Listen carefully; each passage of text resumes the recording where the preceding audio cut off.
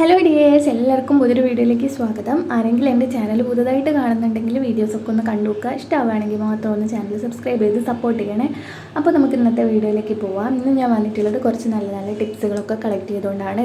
ഇതിലേതെങ്കിലും നിങ്ങൾക്ക് ഉപകാരമായിട്ടുണ്ടെങ്കിൽ കമൻറ്റ് ബോക്സിൽ ഒന്ന് പറയണേ. അപ്പോൾ നമുക്ക് നേരെ വീഡിയോയിലേക്ക് പോവാം. ആദ്യത്തെ ടിപ്പ്, നമ്മൾ കുറേ അധികം പരിപ്പൊക്കെ വാങ്ങി സ്റ്റോർ ചെയ്ത് വെക്കുമ്പോൾ അതിൽ കുറച്ച് കഴിയുമ്പം തന്നെ പ്രാണികളൊക്കെ വന്നിട്ട് അത് കുത്തിയേനെ ഓട്ടയൊക്കെ വന്ന് പിന്നെ നമുക്കത് ഉപയോഗിക്കാൻ പറ്റാണ്ടായി പോവും. അപ്പം ഇങ്ങനെ ചെയ്താൽ മതി. ഒരു സ്പൂണിൽ കുറച്ച് പൊടിയുപ്പ് എടുത്തിട്ട് ഇതേപോലെ പരിപ്പിലേക്ക് ഇട്ട് എല്ലാവരും എത്തുന്ന രീതിയിൽ ഒന്ന് ആക്കി കൊടുക്കുക കേട്ടോ. അടുത്തൊരു ടിപ്പിലേക്ക് പോവാം. നമ്മുടെ ശർക്കരയൊക്കെ എപ്പോഴും ഒന്നും ഉപയോഗിക്കില്ലല്ലോ. അപ്പം സ്റ്റോർ ചെയ്ത് വെക്കുമ്പം അത് കുറേ കഴിയുമ്പോൾ അതിൻ്റെ സ്മെല്ലിനൊക്കെ ഒരു മാറ്റം വരും, ഒരു പുളിപ്പൊക്കെ വരും. അങ്ങനെ വരുന്ന സമയത്ത് ഒരു ടിഷ്യൂ പേപ്പർ എടുത്തിട്ട് ഈ ഒരു ശർക്കര ഇടുന്ന പാത്രത്തിൻ്റെ അകത്തേക്ക് അടിഭാഗത്തേക്ക് ഇട്ട് കൊടുക്കുക. അതിൻ്റെ മുകളിലേക്കായിട്ട് ശർക്കര ഇട്ട് കൊടുക്കുക. എന്നിട്ട് ഒരു ടിഷ്യൂ പേപ്പറും കൂടെ എടുത്തിട്ട് ഈ ഒരു ശർക്കരേൻ്റെ മുകളിലായിട്ടും വെച്ച് കൊടുക്കുക കേട്ടോ. നല്ലപോലെ ഒന്ന് കവർ ചെയ്തിട്ട് വെച്ച് കൊടുക്കുക. ഇങ്ങനെയല്ല എങ്കിൽ ഓരോരോ ശർക്കര എടുത്തിട്ട് ടിഷ്യൂ പേപ്പറിൻ്റെ അകത്ത് ഓരോന്നോരോന്നായിട്ട് പൊതിഞ്ഞ് വെക്കാം. ഞാൻ ഓരോന്നോരോന്നായിട്ട് പൊതിഞ്ഞ് വെക്കാറില്ല, ഈ ഒരു രീതിക്കാണ് കേട്ടോ വെക്കാറ്. അപ്പം എത്ര നാൾ നമുക്ക് ശർക്കര കേടൊന്നും ആവാതെ വെള്ളമൊന്നും എടുക്കാതെ സ്മെല്ലിനൊന്നും മാറ്റം വരാതെയൊക്കെ ഉപയോഗിക്കാൻ വേണ്ടിയിട്ട് പറ്റും കേട്ടോ. അടുത്തൊരു ടിപ്പിലേക്ക് പോവാം. ഇതേപോലെ മീനും ഇറച്ചിയൊക്കെ നമ്മൾ ഫ്രീസറിലാണ് സൂക്ഷിക്കുക. ഫ്രീസറിൽ വെച്ച് കഴിയുമ്പോൾ നമുക്ക് നമ്മുടെ ആവശ്യത്തിന് രാവിലെയൊക്കെ തിരക്കിട്ടെടുക്കുന്ന സമയത്തൊക്കെ ഇത് കിട്ടത്തില്ല, കട്ടയായിട്ടിരിക്കും. ഈ ഒരു സമയത്ത് കുറച്ച് ഉപ്പ് ഈ ഒരു മീനായാലും ഇറച്ചിയായാലും അതിൻ്റെ മുകളിലേക്ക് ഇട്ടിട്ട് ഒരു തുള്ളി വെള്ളവും കൂടെ ഒഴിച്ചു കൊടുക്കുക.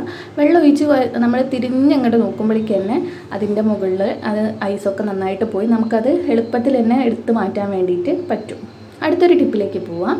അതിന് വേണ്ടിയിട്ട് ഞാനിവിടെ എടുത്തിട്ടുള്ളത് വിനാഗിരിയാണ് കേട്ടോ. അപ്പോൾ 2 കുപ്പിയിലുണ്ട്. ഈ ഒരു കുപ്പീൻ്റെ സ്റ്റിക്കർ പോയതിനെ കൊണ്ടാണ് വിനാഗിരി ആണെന്ന് കാണിച്ചു തന്നെ കേട്ടോ. അപ്പോൾ ഈ ഒരു വിനാഗിരി എന്ന് പറയുന്നത് നല്ലൊരു ക്ലീനിങ് ഏജൻറ്റാണ്. നമുക്ക് നമ്മൾ അടുക്കള ഫുള്ള് ക്ലീൻ ചെയ്യാൻ ഈ ഒരു തുള്ളി വിനാഗിരി മാത്രം മതി. ഇനി ഇതിലേക്ക് ഞാനൊരു 6-7 തുള്ളി ഉജാലയും കൂടി ഒഴിക്കുന്നുണ്ട്. ഉജാലേൻ്റെ കാര്യം പറയാതെ വയ്യ.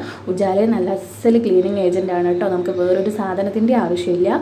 ഇനി ഇതിലേക്ക് ഞാനൊരു 2 തുള്ളി ഷാമ്പു എടുത്തിട്ട് ഒഴിച്ചു കൊടുക്കുന്നുണ്ട്. ഏത് ഷാമ്പു ആയാലും കുഴപ്പമില്ല കേട്ടോ. എന്നിട്ട് നല്ലോണം ഒന്ന് മിക്സ് ചെയ്യാം.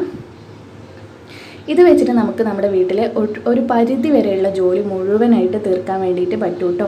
അതിന് വേണ്ടിയിട്ട് നമുക്ക് വേറെ സൊല്യൂഷൻ്റെ ഒന്നും ആവശ്യമില്ല. നമ്മുടെ വീട്ടിൽ കുഴൽക്കിണറിലെ വെള്ളമൊക്കെ ഉപയോഗിക്കുന്നവർക്ക് അറിയാം, നമ്മുടെ സ്റ്റീൽ പാത്രം ആയാലും എന്ത് പാത്രം തന്നെ ആയാലും വളരെ പെട്ടെന്ന് തന്നെ കറ പിടിച്ചിട്ട് കിടക്കും. ഇങ്ങനത്തെ കുപ്പി ഗ്ലാസ്സൊക്കെ ആകുമ്പം ചായേൻ്റെ കറിയൊക്കെ ഒത്തിരി പിടിച്ചെടുക്കും.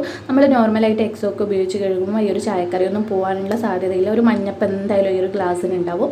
ഈ ഒരു ലിക്വിഡ് ഉപയോഗിച്ച് കഴുകുകയാണെങ്കിൽ എളുപ്പത്തിൽ തന്നെ അതൊക്കെ ക്ലീനായിട്ട് കിട്ടും. നമ്മൾ ഒത്തിരി സമയം ഉരച്ച് ബുദ്ധിമുട്ടേണ്ട ആവശ്യമൊന്നുമില്ല. എളുപ്പത്തിൽ തന്നെ ഒന്ന് സ്ക്രബ്ബർ വെച്ചിട്ട് ഇതാക്കുമ്പോഴേക്ക് തന്നെ ഈ ഒരു മഞ്ഞപ്പും നമ്മുടെ കുഴൽക്കിണറിൻ്റെ വെള്ളത്തിൻ്റെ ആയാലും അല്ലെങ്കിൽ ചായക്കറി ആയാലും ഒക്കെ തന്നെ നല്ല ക്ലീനായിട്ട് കിട്ടും. ഇതേപോലെ പ്ലാസ്റ്റിക്കിൻ്റെ ഒരു കോപ്പയൊക്കെ ഉണ്ടാവില്ലേ, ഇങ്ങനത്തെ പ്ലാസ്റ്റിക്കിനല്ല ഫൈബറിൻ്റെ കോപ്പയിലൊക്കെ നമ്മുടെ മഞ്ഞ കറിയൊക്കെ ഒഴിക്കുമ്പോൾ ഈ ഒരു മഞ്ഞപ്പൊക്കെ അങ്ങനെ പിടിച്ച് കിടക്കുന്നുണ്ടാവും. ഈ ഒരു മഞ്ഞപ്പൊക്കെ ക്ലീൻ ചെയ്യാൻ പറ്റിയിട്ടുള്ള ഒരു അസൽ സൊല്യൂഷൻ തന്നെയാണ് കേട്ടോ ഇത്. ഒരിക്കലെങ്കിലും ഒന്ന് ഉപയോഗിച്ച് നോക്കുക. നമ്മുടെ ഉജാലയും വിനാഗിരിയും കുറച്ച് ഷാമ്പു എടുത്താൽ മതി. പിന്നെ ഈ ഒരു ഷാമ്പൂവിൻ്റെ മണം ഒരിക്കലും ഉണ്ടാവില്ല കേട്ടോ. ഷാമ്പൂവിൻ്റെ മണം ഗ്ലാസ്സിലൊന്നും ഉണ്ടാവില്ല, അത് 100% ഉറപ്പിക്കുക കേട്ടോ. പിന്നെ നമ്മൾ ഗ്ലാസ് ടോപ്പൊക്കെ ഉരച്ച് കഴുകാനൊക്കെ വേണ്ടിയിട്ട് ഇത് ഉപയോഗിക്കാം കേട്ടോ. അതിന് വേണ്ടിയിട്ട് വേറെ ലിക്വിഡിൻ്റെ ഒന്നിൻ്റെ ആവശ്യമില്ല. ഈ ഒരു വിനാഗിരിൻ്റെ മിശ്രിതം ഉപയോഗിച്ചിട്ട് നമ്മൾ ഗ്യാസിൻ്റെ മുകളിലൊക്കെ നല്ല രീതിക്ക് തന്നെ കഴുകുക. അതേപോലെ ഇത് കഴുകി കഴിഞ്ഞിട്ട് ഒരു ഉണങ്ങിയ തുണി വെച്ചിട്ട് തുടയ്ക്കുകയാണെങ്കിൽ നല്ല പുത്തനായിട്ടിരിക്കും നമ്മളെ ഗ്യാസൊക്കെ. ഒരിക്കലും വൃത്തികേടായിട്ടൊന്നും ഒരു എണ്ണപ്പാട പോലും ഉണ്ടാവില്ല. അത്രയും തിളങ്ങിയിട്ടിരിക്കും കേട്ടോ. അത്രയും എഫക്റ്റീവായിട്ടുള്ളൊരു സൊല്യൂഷനാണ് ഈ ഒരു വിനാഗിരിൻ്റെത്. അതേപോലെ തന്നെ നമ്മൾ സിങ്കിൻ്റെ അടുത്തുള്ള ടൈലൊക്കെ വെള്ളമൊക്കെ എപ്പോഴും തെറിച്ചിട്ടുള്ളൊരു വെള്ളത്തിൻ്റെ കറി, സോപ്പും അതേപോലെ കറി അങ്ങനത്തെ ഓരോന്നൊക്കെ തെറിച്ചിട്ട് ടൈലൊക്കെ ഒത്തിരി വൃത്തികേടായിട്ട് കിടക്കുന്നുണ്ടാവില്ലേ. അപ്പം പഴയൊരു സ്ക്രബ്ബർ എടുത്തിട്ട് ഈ ഒരു ലിക്വിഡ് ഉപയോഗിച്ചിട്ട് തന്നെ അതൊക്കെ നമുക്ക് കഴുകി കളയാവുന്നതാണ് കേട്ടോ.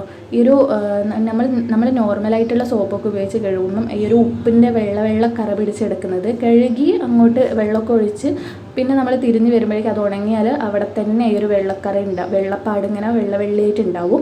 പക്ഷേ ഈ ഒരു ലിക്വിഡ് ഉപയോഗിച്ച് കഴിയുമ്പം ഈ ഒരു ഗുണമുണ്ട്. കാരണം ഒരു 2-3 ദിവസത്തേക്ക് ഈ ഒരു വെള്ളപ്പാട് പിന്നെ ഉണ്ടാവില്ല കേട്ടോ. 2-3 ദിവസം കഴിഞ്ഞാലുണ്ടാവും, അത് പിന്നെ നമ്മൾ കഴുകേണ്ട കാര്യമുണ്ട് കേട്ടോ.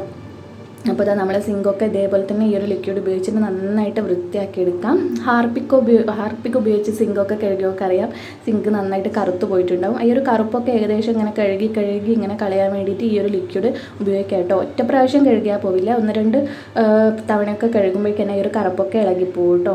ബാക്കി വന്നിട്ടുള്ള ലിക്വിഡ് ഞാനൊരു പാത്രത്തിലേക്ക് ഒഴിച്ചു കൊടുക്കുന്നുണ്ട്. ഇനി അതിൻ്റെ അകത്തേക്ക് കുറച്ച് ബേക്കിംഗ് സോഡയും കൂടെ ആഡ് ചെയ്ത് കൊടുക്കുന്നുണ്ട് കേട്ടോ. പിന്നെ ആഡ് ചെയ്ത് കൊടുക്കുന്നത് നമ്മൾ തുണിയൊക്കെ അലക്കുന്ന വാഷിംഗ് പൗഡറാണ്. ഞാൻ സർഫ് എക്സലിൻ്റെ ഒരു വാഷിംഗ് പൗഡറാണ്. ഒരു സ്പൂണോളം ഇതിലേക്ക് ഇട്ട് കൊടുത്തിട്ട് നന്നായിട്ടൊന്ന് മിക്സ് ചെയ്ത് കൊടുക്കുന്നുണ്ട് കേട്ടോ. ഇത് ഉപയോഗിച്ചിട്ട് നമുക്ക് നമ്മുടെ ടോയ്ലറ്റിൻ്റെ ഫ്ലോറൊക്കെ ക്ലീൻ ചെയ്യാൻ പറ്റും കേട്ടോ. വെള്ള ടൈലൊക്കെ ഉള്ളവരാണെങ്കിലും ഈ ഒരു ലൈറ്റ് കളറായിട്ടുള്ള ടൈലൊക്കെ ഉള്ളവരാണെങ്കിലൊക്കെ കുഴൽക്കിണറിൻ്റെ വെള്ളത്തിൻ്റെ മഞ്ഞപ്പൊക്കെ പിടിച്ച് കിടക്കുന്നുണ്ടെങ്കിൽ എളുപ്പത്തിൽ അതൊക്കെ ക്ലീൻ ചെയ്യാൻ വേണ്ടിയിട്ട് പറ്റും കേട്ടോ. അതിന് വേണ്ടിയിട്ട് നമ്മൾ ഹാർബിക് ഉപയോഗിക്കേണ്ട കാര്യമൊന്നുമില്ല. ഇങ്ങനത്തെ ലിക്വിഡൊക്കെ ഉണ്ടെങ്കിൽ അത് ഉപയോഗിച്ചാൽ മതി കേട്ടോ. ഇത് എല്ലായിടെയും ഒന്ന് ഒഴിച്ചു കൊടുത്തിട്ട് നല്ലോണം ഒന്ന് ബ്രഷ് ഉപയോഗിച്ചിട്ട് കഴുകിയാൽ മതി. ഈ ചുവരിലൊക്കെ പിടിച്ച് കിടക്കുന്ന എല്ലാ തരത്തിലുള്ള അഴുക്കും വളരെ പെട്ടെന്ന് തന്നെ പോയി കിട്ടും കേട്ടോ. കുഴൽക്കിണറിലെ വെള്ളം ഉപയോഗിക്കുന്നവർക്കറിയാം അതിൻ്റെ ഒരു കറ എന്ന് പറയുന്നത് ഒത്തിരി നമ്മൾ വൃത്തിയാക്കിയാലും പോവാതെ ഈ ഒരു മഞ്ഞ കളർ ഇങ്ങനെ പിടിച്ച് കിടക്കും. ഈ ഒരു വെള്ളം ആക്കുന്ന ബക്കറ്റ് ആയാലും എന്ത് തന്നെ ആയാലും ഈ ഒരു കറയുണ്ടാവും. ഈ ഒരു കറയൊക്കെ നല്ല രീതിക്ക് തന്നെ കഴുകി കളയാൻ വേണ്ടിയിട്ട് ഈ ഒരു ലിക്വിഡ് നമ്മളെ സഹായിക്കും കേട്ടോ. നമ്മൾ ഒത്തിരി സ്ട്രെയിൻ ചെയ്തിട്ടൊന്നും ഉരയ്ക്കേണ്ട ഒരു കാര്യമില്ല. അപ്പോൾ ഇന്നത്തെ വീഡിയോ ഇത്രയേ ഉള്ളൂ. എല്ലാവർക്കും ഇഷ്ടമായി എന്ന് വിചാരിക്കുന്നു. ഇഷ്ടമായിട്ടുണ്ടെങ്കിൽ വീഡിയോ ലൈക്ക് ചെയ്യാനും കമൻറ്റ് ചെയ്യാനും ഷെയർ ചെയ്യാനും മറക്കരുത്. താങ്ക്